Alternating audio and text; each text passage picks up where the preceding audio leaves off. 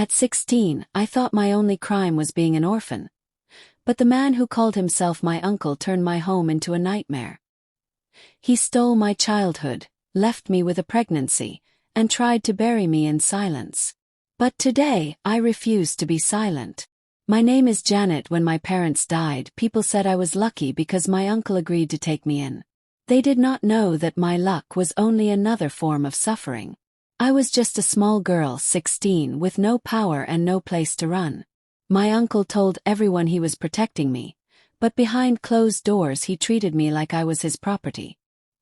He would call me to his room at night, saying he wanted to check if I had finished my chores. At first I thought nothing of it, believed he cared, but one night everything changed. He came into my small room, where I slept on a thin mat on the floor. His shadow covered me. I froze when he touched my arm. My voice stuck in my throat. I wanted to scream, but I remembered his warning. If you ever tell anyone, nobody will believe you. They will say you are a liar. I was too scared. That night he stole something I could never get back. The next morning I washed plates with shaking hands. My uncle's wife looked at me but said nothing. Maybe she knew, maybe she did not. I felt dirty, but I had no one to cry to. No mother to hold me, no father to protect me. I was just 16, and already carrying a secret too heavy for a child. Every time I saw him smile in front of neighbors, pretending to be a caring guardian, I wanted to shout the truth. But fear locked my mouth. Weeks passed, then months. My body started changing. I felt sick in the mornings. My stomach grew. I knew the truth before anyone else did. I was pregnant. I cried alone at night, pressing my face into my pillow so nobody would hear. I prayed my parents could rise from their graves and take me away. But the only answer I got was silence.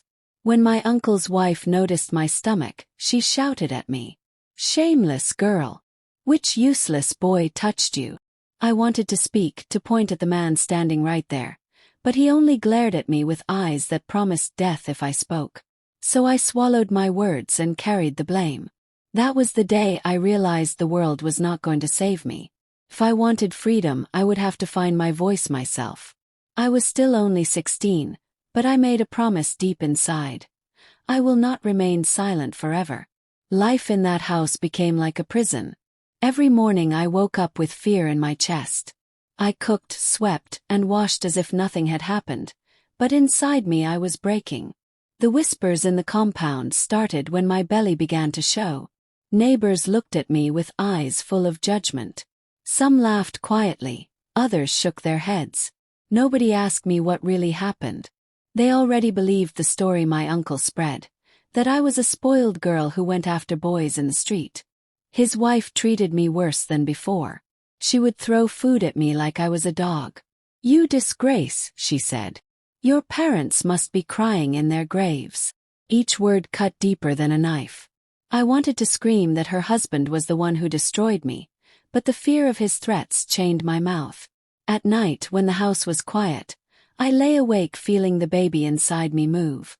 I should have felt joy, but all I felt was pain and shame. School was no longer a safe place. When I tried to attend, students pointed fingers. CM, small girl Dawn Carey Bell. The teachers did not protect me either. One even told me, "You have ruined your future." I carried books that felt heavier than stones and walked with my head down.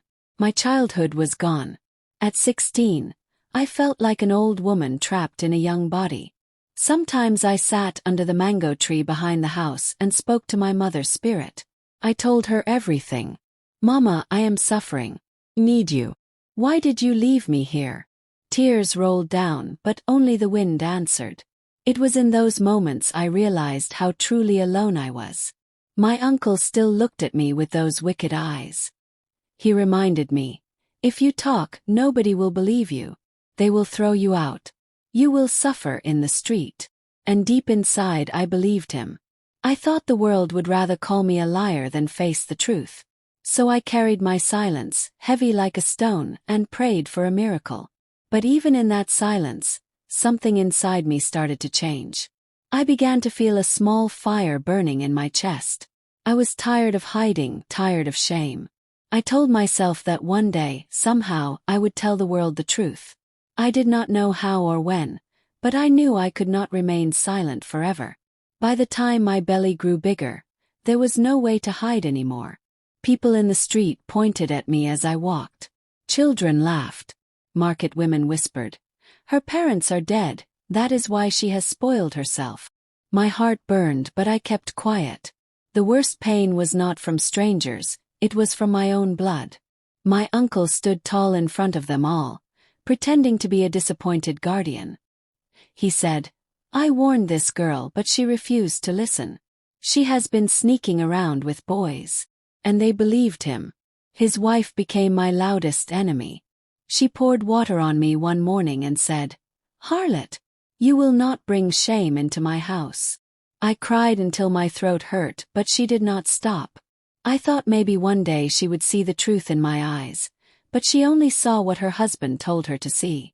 I had no one to defend me. The betrayal cut deeper than any wound. When I tried to confide in one of my neighbors, a woman I respected, she laughed in my face. "So now you want to blame your uncle? Shameless liar. Better accept your mistake." That was the moment I knew the world was against me. Even the little hope I carried was crushed. I was betrayed twice. First by the man who hurt me, then by the people who refused to believe me. At night, I sat in the dark room, holding my stomach, speaking to the life inside me. "My child, I do not know how I will raise you. Have nothing. I am only 16. But you are innocent. I will not let them destroy you." My tears dropped on the mat, but my words gave me a small kind of strength. One evening, I overheard my uncle and his wife planning to throw me out before I gave birth. My heart raced. Where would I go? Who would take me in? The thought of sleeping on the street with a baby growing inside me filled me with terror. I wanted to give up, to disappear. But then something strong rose in me. For the first time I whispered to myself, "No, I will not die silent." The seed of courage was small, but it was there. I promised myself that even if the whole world turned against me, I would find a way to tell my story. The day came when I could no longer carry the pain in silence. I had reached my breaking point. My uncle's wife shouted at me again in front of neighbors, calling me names that cut deep into my skin. I stood there weak, tired, and heavy with child, and I felt something snap inside me. For the first time, I lifted my head and spoke with a voice that surprised even me. "It was not any boy. It was your husband," I said. The whole compound went quiet. You could hear the wind blow. My uncle's eyes turned dark, and I knew I had started a war. Of course, nobody believed me at first. His wife slapped me, screaming that I was trying to destroy her marriage. Neighbors shook their heads, some saying, "How can a small girl say such a wicked lie?" I trembled, but I did not take back my words. The fire inside me refused to die. That night I cried myself to sleep, but I also felt lighter. For the first time I had spoken the truth. Days later, one of my teachers from school came to the house. She had noticed my absence and decided to check on me. When she saw my swollen belly and the sadness in my eyes, she pulled me aside and asked gently, "Who did this to you?" I wanted to lie, but the pain was too much. I broke down and told her everything. Every night, every threat, every fear. She held my hands as I shook. She did not call me a liar. She did not judge me. For the first time, someone believed me. My teacher promised to help. She said she would report it, that I was not alone anymore. My heart pounded with both fear and relief. Fear because I knew my uncle would fight back. Relief because maybe, just maybe, the world would hear my truth.